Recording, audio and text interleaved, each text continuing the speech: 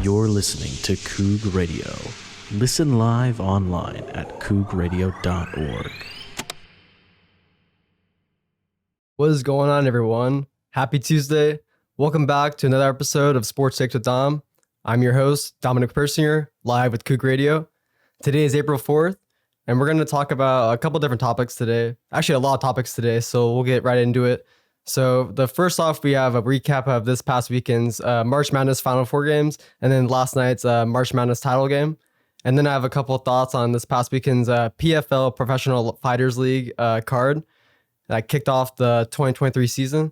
And then we'll head over to some NBA. I'll talk about a little bit of my Joel Embiid MVP talks, and then talk about my poverty Portland Trailblazers.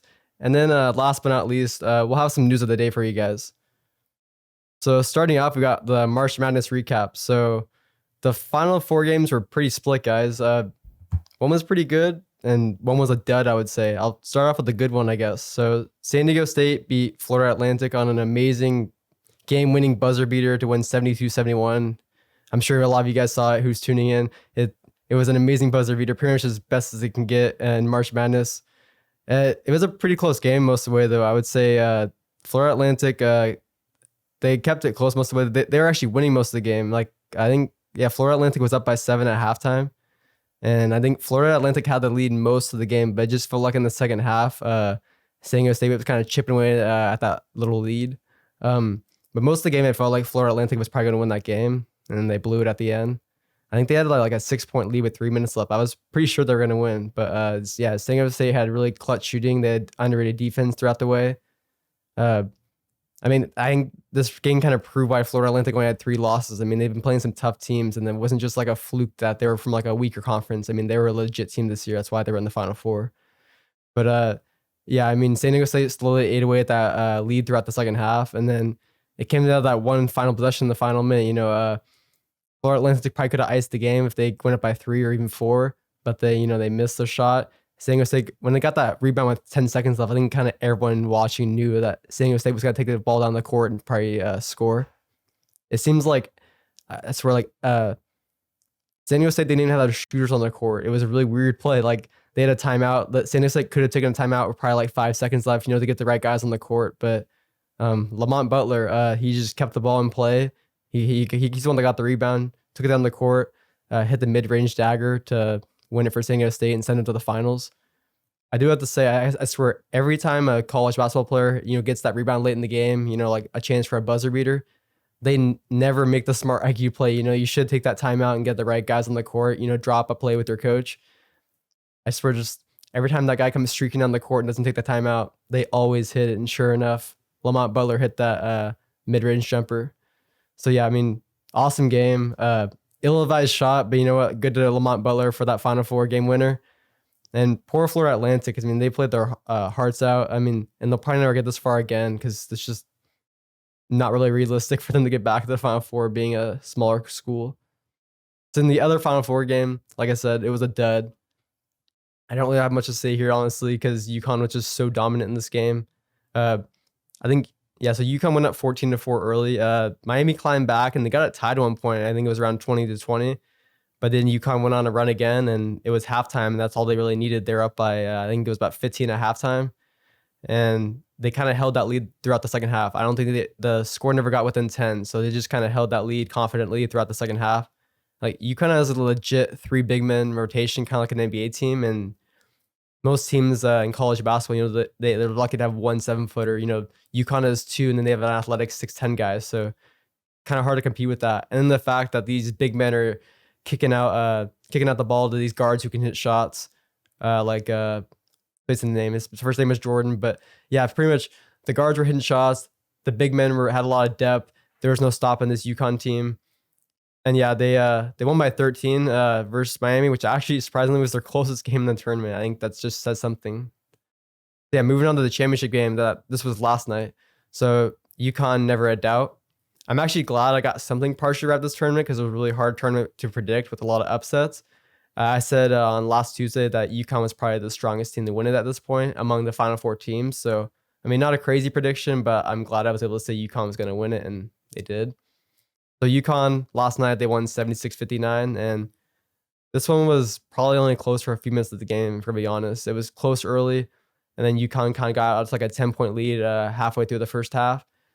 And then they kind of held that 10-point lead. I don't think it went down below 8 in the second half. So yeah, it was kind of similar to the Final Four game 2 versus Miami, where they just didn't let up in the second half and kind of kept that pace. It was a lot more even in the second half, I would say, but San Diego State just could never close that lead. It felt like San Diego State just struggled to hit shots. Like I felt like everyone in San Diego State's shots were just off balance. Maybe not the best shot in the world, but I think you got to give credit to UConn's defense too. They played really tough. Like they made it hard to get open shots.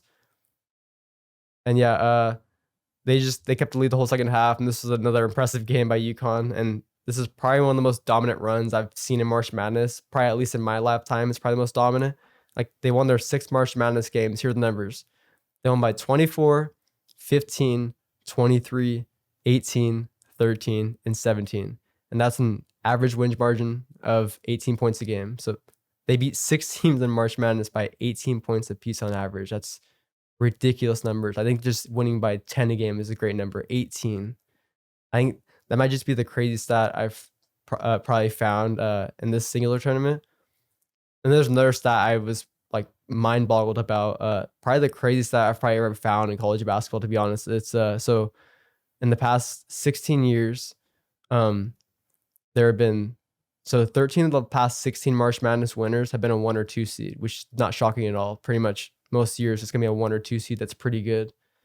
So among those, there's 13 and 16 have been a 1 or 2 seed in the last 16 years. So there's 3 occurrences in the last 16 years where it was not a 1 or 2 seed. Are you guys ready? The 3 occurrences.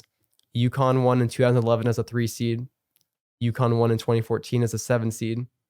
And then UConn won last night in 2023 as a 4 seed. So 13 ones and 2 seeds in the last 16 years. And UConn has won those 3 occurrences as the non-1-2 seed. I think that's insane. They're the one team that can get it done pretty much as an underdog, I guess you could say. Yeah, I mean, also just they're the one team that can get it done as of late as an underdog, because as you can see, it's only 1 to 2 seeds. There are probably a little more of a lower seeds that could get it done in the 80s and 90s, but as the last 16 years, like I said, there hasn't been much parity in March Madness for winning it all, and UConn's been the rare exception. I think it's finally time to put UConn like in that blue blood conversation of college basketball. They kind of have been in that conversation in the last decade, but I think this solidifies it. Like we've talked about UCLA, they've won 11 titles in college basketball over the last, I believe, like 60, 70 years. You have Kentucky with 8, North Carolina with 6, Duke with 5. You typically kind of think of that Kentucky, North Carolina, Duke trio. You have Indiana with 5, even Kansas with 4, Villanova 3. Like UConn has 5 now, you guys. UConn has 5 titles. And those 5 all come since 1999, which is pretty crazy, all pretty recent, 5 titles in 24 years. That's insane. So I think like they're 100% a college basketball blue blood at this point. Like, and they have 3 titles in the last 13 years at 100% college basketball blue blood. And they're by far the most successful team since I've been alive. So I had to put them in that discussion. It's kind of crazy too, because like I said, they've only got it done as a lower seed since I've been alive pretty much. So I don't consistently think of them as like the top team in college basketball, because like, you have teams like Duke, Kansas, North Carolina, Kentucky that have traditionally been like 1 seeds that are very high, like high contenders for the national championship every year. But then you have UConn, who's not even in the mix, but they're the ones that actually pull it out. I think that's very interesting. One funny thing I noticed though is that UConn hasn't played a top seed in the national championship in their last 3 March Madness tournaments. So like in 2011, they beat number 8 Butler. In 2014, they beat number 8 Kentucky. And then last night, they beat number 5 San Diego State. Like, I give them credit still, like a win's a win. I just think it's funny how they always kind of luck out and they get far into tournaments when, the higher seeds, get eliminated. I mean, I guess props to UConn, though, for they always seem to take advantage of the tournaments with the week 1 seeds that lose out early. And they just, they take advantage of the lower seeds, making it far. Also, congrats to Adama Sanago for UConn. He was the Final Four most outstanding player. He was pretty much averaging a double-double along the whole way for the tournament, and he was by far the best big man in the whole tournament. It will be interesting to see how he fares in the NBA though, because he's very undersized. He's definitely seems like a very great college basketball player that won't be able to pan out in the NBA just because of his size. So then moving on to recap Saturday's fights, we had no UFC unfortunately, but the Professional Fighters League (PFL) kicked off for the 2023 regular season on Saturday night, and this was in Vegas. The PFL setup is starting to grow on me because it's more of a playoff setup. Like, UFC, you just kind of have, fighters making fights, all trying to fight for the same belt versus PFL. You have a regular season, you qualify for the playoffs, and then the playoffs, you have like a semifinals tournament, and, the winner is kind of like the belt holder for that year. I think it's a different dynamic.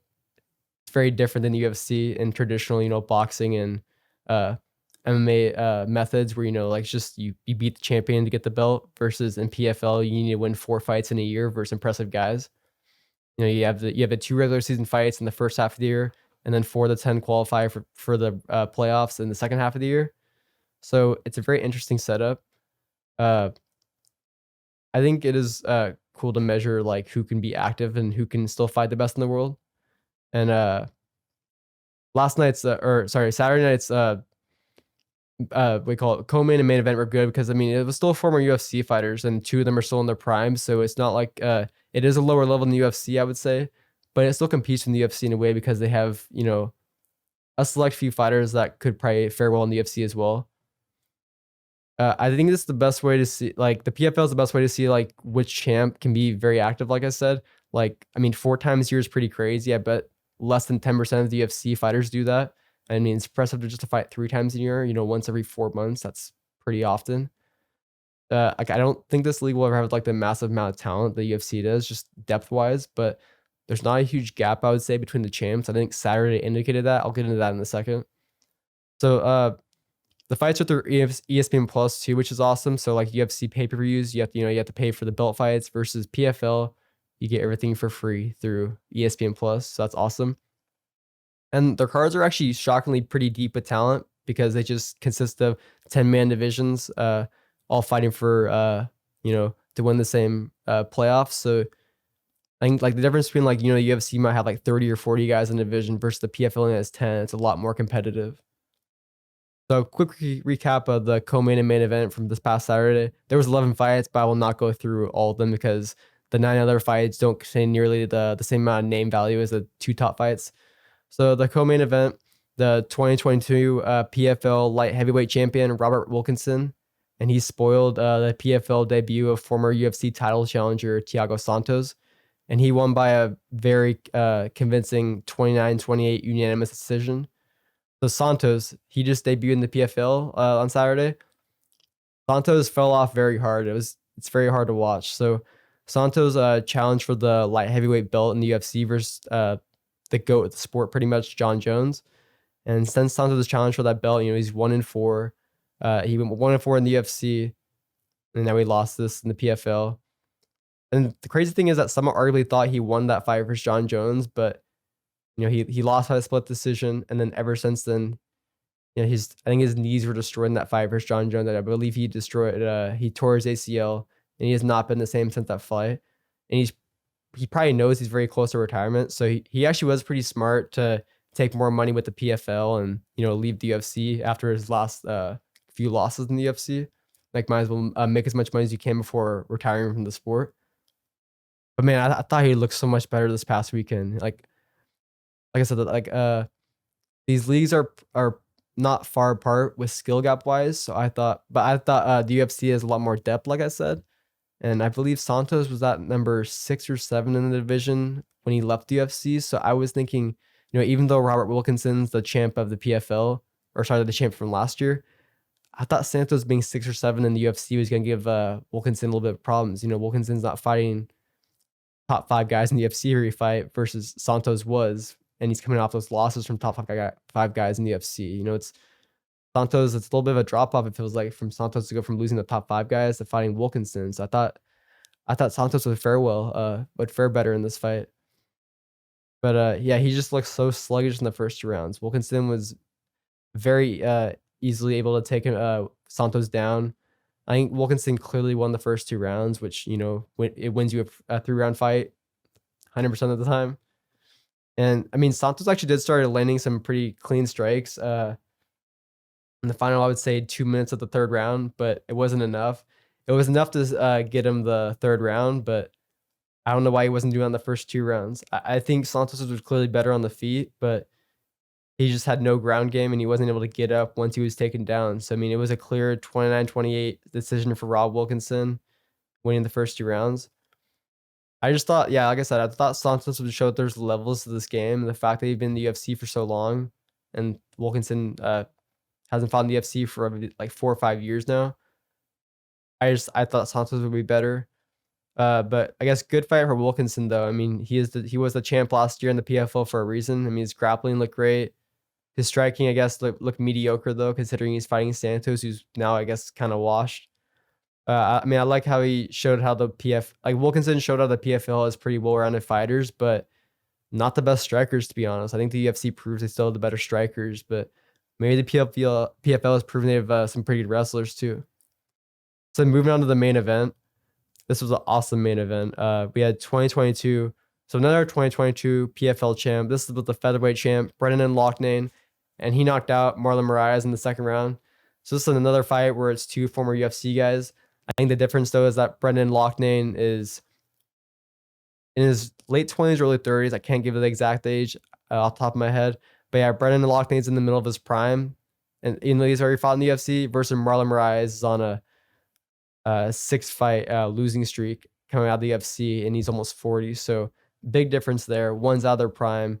One's pretty much, yeah, one's in the middle of their prime, making as much money as they can. One's exited their prime, about to retire, just trying to make as much money as he can at the end. So yeah, Brendan Loughnane knocked out Marlon Moraes in the second round. It was very ugly knockout. It wasn't a lot of shots to the head throughout the fight. It was just the leg kicks, man. Like Marlon Moraes couldn't stand after the first round. It was crazy. So also Moraes pretty much has the same story now as Santos, I just realized. Like, but he's just 70 pounds less. The 135 version of Santos. Like he challenged for the belt against Henry Cejudo in the UFC, lost, and then went 1-4 in the UFC afterwards. So literally the same story. I think the only worst part for Moraes is that he's just been knocked out over and over again. It's just, like I've said in the past, another episode of this show, once you get knocked out in the sport, it seems like it just kind of keeps declining because you don't have that durability with your head, which sounds so sad because it's just brain damage. But yeah, Moraes, he got knocked out by Song Yadong a year ago and then he retired, which I thought was smart at the time, coming off 4 straight knockout losses in the UFC. But then he came out of retirement and now he's been knocked out twice in the PFL. So yeah, 6 straight knockout losses. I mean, Marlon Moraes, please stop. Like, who keeps sanctioning this guy? Like, please stop destroying this legend, this former title challenger, one of the most vicious guys in the 135-pound division for a pretty long time in the UFC. Like, he needs to retire, please retire, Marlon. Anyways, let's focus on this fight really quick and then wrap up the PFL from this past weekend. So Brendan Loughnane, he looked legit. I wasn't really sure when he won the belt last November in the 2022 season how legit he actually was, because I didn't know what level of competition he was actually facing. I mean, Moraes just came out of the UFC, so it's not like he's like complete like lower level competition. But yeah, this was the most brutal leg kick knockout I've probably seen in a while. Marlon wasn't even able to stand after the first round. Like, I'm surprised I didn't call the fight. Loughnane was barely hit. He honestly looked like a top 5 UFC fighter in my opinion. He could probably compete with a lot of them. Marlon knew his legs were done, so he came out blazing, swinging in the second round. No, so yeah, Marlon's legs were destroyed after the first round.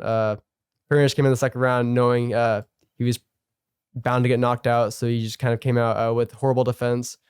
But Loughnane had great awareness and he dodged a lot of those shots and he kind of finished what he started. Another solid calf kick. Pretty much, yeah, Marlon couldn't handle it. Keith Peterson, the ref, stepped in. The fight was over. It was an awesome performance by Loughnane. Aside from these 2 fights, so the rest of the card was pretty boring, actually. I mean, I think there was 2 prelim submissions, which were both in the first round. Pretty entertaining, but yeah, pretty boring card. The co-main and main event are entertaining though. Like I said, I'm definitely excited to watch more PFL cards this year. I'm also excited to see if Rob Wilkinson or Loughnane actually like repeat as champions because they'll probably have a harder competition to face this time around. Now moving on to the MVP talks for NBA. So all right, so sorry about that, guys. Moving on to MVP as the season wraps up with 5 games left. So it's pretty much coming down to Joel Embiid, Nikola Jokic, and Giannis Antetokounmpo, of course. I think Giannis is the clear third behind these two, but let's compare the front runners of Jokic and Embiid. I personally have Embiid winning this year. He's been in the mix for a few years now, honestly. Like, even though Jokic has won the last 2 years, Embiid's been right there as the, like runner up. I think this is where it's finally due this season. Like, first off, Jokic and Embiid have played about the same amount of games this year, so I don't want to really hear that narrative about Jokic has played more. And their team have about the same amount. They have the same record, so I don't want to hear that narrative about team-wise and missing games. I will give the edge to Jokic with the fact that his team's probably worse than Embiid's, but yeah, so I'll give the edge to Jokic there. But then you got to look at just Embiid's leading the league in scoring as a center, as a 7'1" center, scoring 33 points per game. I mean, that's massively impressive. I mean, dude looks like Shaq out there 20 years ago, but the dude can shoot too. I mean, he also, like, looking at this, he shoots 85% at the free throw line. He's 7'1". I think it's, like, massive amount of respect for him to be able to shoot like that and be that tall, and then also be able to dominate the paint. Just a complete freak of nature at center. And he's probably also just a better pure rebounder than Jokic, I would say. So I'd also give him the edge there, at least for this season. I do respect Jokic's ability though to get offensive rebounds. That's where he always just crashes the glass on offense. But Embiid's just a freak of nature with rebounding, so I'll give him that edge this year. And there's also just the fact that Embiid's a Defensive Player of the Year candidate, and Jokic is not anywhere near that conversation. I think you have to consider that. You have to put that as a huge factor here, just because Embiid's gonna be the best player on the floor both ways, and Jokic isn't necessarily gonna impact that as much as nearly as much as Embiid. And then aside from all the legitimate reasoning, I just think the media ends up giving the award to Embiid this year. Like, looking at this, so LeBron won back-to-back MVPs in 2013 and 2014. He didn't win again after that. But he's put up the same numbers, if not better, since then. Hasn't won though. Same with Giannis. He won back-to-back MVPs in 2019 and 2020. Still hasn't won then. But probably actually puts up even more efficient numbers than since then. Then you have Jokic. He won back-to-back last 2 years. I feel like he's in the same situation where he's actually, his numbers are actually better than the last 2 years. He's almost averaging a triple-double. But I just, unfortunately, I think the media gets bored of the same player, and the idea of them being the idea of the same player winning MVP over and over and over again gets very stale. I think voters love to kind of latch on to like the player of the year versus the actual most valuable player, if that makes sense. I think there's a great case for Jokic here, but I think Embiid's just a more attractive vote this year. And there's also just, I gave a little bit more legitimate reasoning. There will probably be a lot of people who say that Jokic is like the more valuable player this year and try to use that case. I just think I think Embiid's the media player of the year. I think he's the offensive player of the year, arguably defensive player of the year. I think you have to give him the MVP this year. I think it's also just long overdue. So I think this is when you actually give him it finally. And then moving on with NBA, we got the Blazers. And let's stick with them, with the Poverty Portland Trailblazers. So I'm gonna keep calling them Poverty Portland. As mentioned last week, so they've waved the white flag and called it a season with less than 10 games to go. I believe there's 5 games left now. Pretty much Lillard, Nurkic, Jeremy Grant, Anthony Simons are all out with pretty much all fake injuries, exaggerated injuries, just reasons to not get them actually hurt because the season's a wrap. Like, keep them healthy and fresh for next year. The Blazers are tanking. It's just another lost season. And it's just kind of sad as Damian Lillard's prime is coming to a close. He's 33. On the bright side, though, the Blazers will likely close with the 5th best odds to get the number 1 draft pick at 10%, which would be huge. I think that'd be a franchise changer if they're able to land the number 1 pick and get Victor Wembanyama. And there's also a 42% chance to get a top 5 draft pick, so that could actually help with maybe trading for a superstar. I've been talking about, maybe trading, someone like Nurkic, Simons, and that draft pick for a superstar, and then kind of building around Damian Lillard, Shaden Sharp, hopefully keeping Jeremy Grant and that superstar, which would be awesome. Hopefully Joel Embiid. I'm actually just rooting for the Philadelphia 76ers just to lose early in the playoffs, and Joel Embiid demands a trade. Doesn't want to play with Harden. That's when the Blazers swoop in and trade everything they can to get Embiid, because Embiid and Dame would be an awesome pairing. So yeah, another bright spot is Shaden Sharp, like I said. So his numbers just keep staying consistent and pretty impressive since he's been starting. So I talked about last week how he was averaging 25 points a game while averaging 35 minutes a game, and is very small sample size, but still very encouraging. So since then, he's had 7 games as a starter. He's averaging 24 points a game, which is very impressive for a 19-year-old. And he's shooting an incredible 46% from the field, 44% from 3, and 76% from the free throw line. All very good shooting splits for a 19-year-old. Usually when you're 19, you expect like a 40% from the field, maybe even like 30% from 3, but he's shooting in the 40s as a 19-year-old from 3. 44%, that's impressive. So Shaden's, he's very special for a rookie, and I think it's crazy he's this good, but actually never played in college basketball. He skipped and went straight from high school. Or sorry, I guess he reclassified for half a year, but never actually played a lick of college ball, which is a very interesting story. No, but I kind of wonder how much he'd score if he wasn't in a backcourt already, with Lillard and Simons. Like a lot of guys who get drafted in the top 10, usually they're on bad teams. So I kind of wonder how much he'd score, on like a bad team. Because there's the fact that like there's people like Paul Banchero on the Magic, he's scoring 20 a night, but it's because they're not a good team. And they're going to get better, I think, next year, but they're not a good team right now, and they need a scorer. So, the number one draft pick's going to do that for them for a bad team. I think Sharp's kind of in the same boat where he'd probably score like 15 to 20 a night as a high scoring option on a worse team. And just the fact he's only 19 too, like 19 years old. He's gonna be 22 in 3 years from now. Like this dude he could be averaging 26, 27 points a night before he's even 22. And I think the Blazers' number one priority is offseason is just finding the biggest role for Sharp. I think they have to utilize him as much as they can. Like, will Lillard's still around? Whether that's like he's getting older.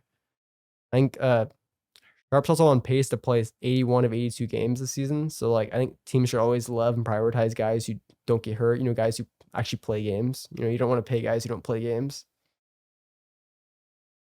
I just also think Sharp's too good not to start next season. So that's just another huge thing too. Like I think the GM Cronin for the Blazers, he's going to have a really interesting decision this offseason if he wants to, because I don't think he can start Simons and Sharp alongside Dame. So he's going to have to make a big decision about maybe trading one of the two. And I don't think he trade Sharp. So unfortunately, I think that's where Simons maybe gets traded. And then, like I said, like maybe use Simons to get like a land a potential star. I'd rather see that than maybe trade Sharp, and then Sharp turns into like one of the best guards in the NBA because he totally has the potential to do that. So moving on lastly to our news of the day. So first, is from 2 days ago. This was a big agreement reached by the NBA and the players. So this is the new CBA rules. And I'm not going to go over all of the new rules and agreements reached, but I'll go over some of the prominent ones, especially because a lot of this new agreement deals with a lot more of the salary cap and a lot more of the payment. But none of that is too prominent right now, so I'm not going to go all over all that. The first big one is there'll be a 65 game requirement to win an NBA award. I love that just because I think you shouldn't miss more than 17 games in a season in an 82 game schedule and then still be able to win a personal accolade. I think if you want to win, MVP, Rookie of the Year, Defensive Player of the Year, Sixth Man of the Year, Most Improved Player, whatever it is, you should be there for 65 games. I think not just every night. It's not just like a who can average the most on that award. It's a longevity award as well. It's who can be there for their team.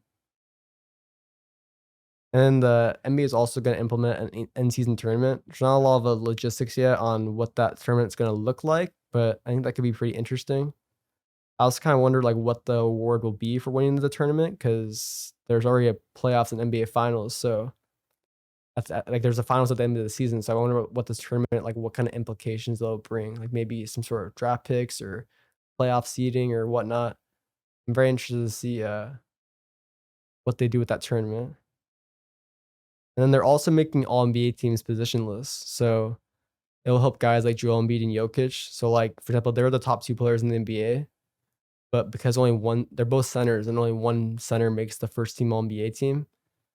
So even if every year Embiid and Jokic, go number one, number two in MVP voting, one still finishes second. Like one will finish second in MVP voting, but he won't be one of the 5 players on the first team All NBA. I think that's kind of stupid. Like I think, like I like the idea of all the NBA teams, of the All NBA teams being positionless, because that way you actually get your top 5 players on the first team through votes versus like someone like Jokic or Embiid getting left off of those top 5 players and getting on the second team because they're second best in their position. So yeah, I just think that's huge for certain players with positions. And then another part of this position or this agreement is that they're adding a salary cap to the higher spending teams. So teams like the Warriors and Lakers, they won't be able to keep spending once they've already exceeded the salary cap limit. This will help kind of bring in a little bit more level play to the lower spending teams, the smaller markets. One thing that didn't get passed in this agreement, though, I'm kind of shocked about this. So the NBA age limit for years now has still been you have to be 1 year out of high school, or at least a year out of high school to be able to enter the NBA draft. And it used to be like like when LeBron James got drafted, 20 years ago, and some other guys. Uh, it was pretty much you could enter from directly from high school back then. A high school senior could forego college and enter the NBA draft. I'm surprised I didn't change that rule back to allowing high schoolers to enter the draft this time around. I figure that will probably happen soon, maybe the next time they reach an agreement. So another NBA news of the day, and this one's actually from this morning, so it's pretty recent. So per TNT NBA insider Chris Haynes, Kyrie Irving is going to test free agency this summer.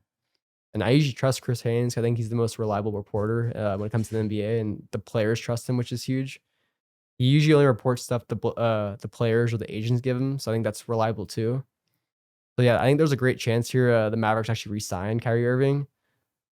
But man, they need to fix that roster. Like it's blown up, and I don't know what they're doing right now. Like so since Kyrie arrived there in February via trade from the Nets, they're 4-11. Yep, 4-11 with both players playing. So when Luka Doncic and Kyrie are both playing on the same court, they're 4-11, which is horrible. They're both all stars. The number should be 11-4. Honestly, they're both fantastic players. Kyrie completely turned his team around after he got traded there, and I don't know what happened.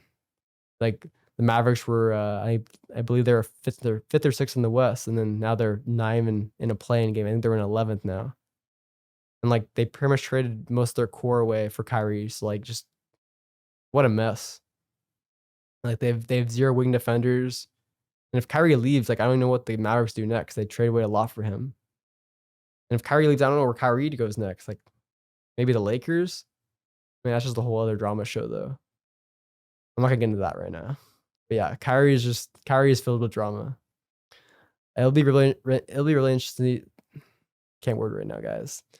It'll be interesting to see what happens this offseason with the Mavericks and Kyrie, especially if they miss the playoffs, and they're probably bound to miss the playoffs. So yeah, our final news of the day, and this is as of last night. So UFC welterweight Michael Chiesa announced on his Twitter that he will not be fighting this Saturday on the stacked UFC 287 card. Very sad news.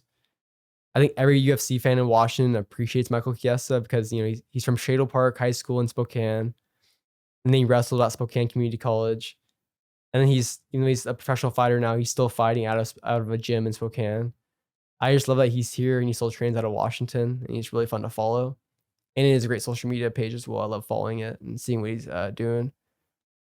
So Chiesa's coming off back-to-back top 10 losses at welterweight, which is like a kind of a hard part in his career right now.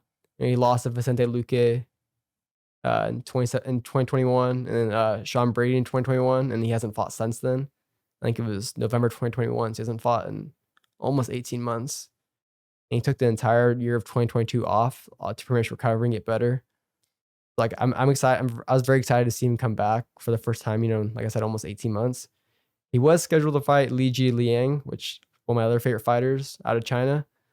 But unfortunately, Lee announced on his Twitter about 10 days ago that he had to pull out of the fight with a herniated disc, and that's no joke. So I mean, Lee needs to get his back better. I think Lee has to have surgery too. So or Li Ji Liang. I hope he comes back soon too as well, better, because he's also coming off a loss.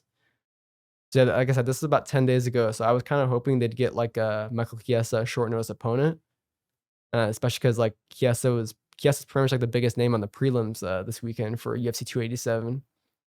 Unfortunately, they haven't found anyone. They couldn't find anyone, so it's probably because Michael Chiesa's, he's a tough fight. He's a really good grappler. So and he's a top 15 opponent too. Like I don't think a lot of people want to take on a tough matchup stylistically on short notice. But yeah, I mean, I hope they find Chiesa another fight soon, and they book that fight as soon as possible.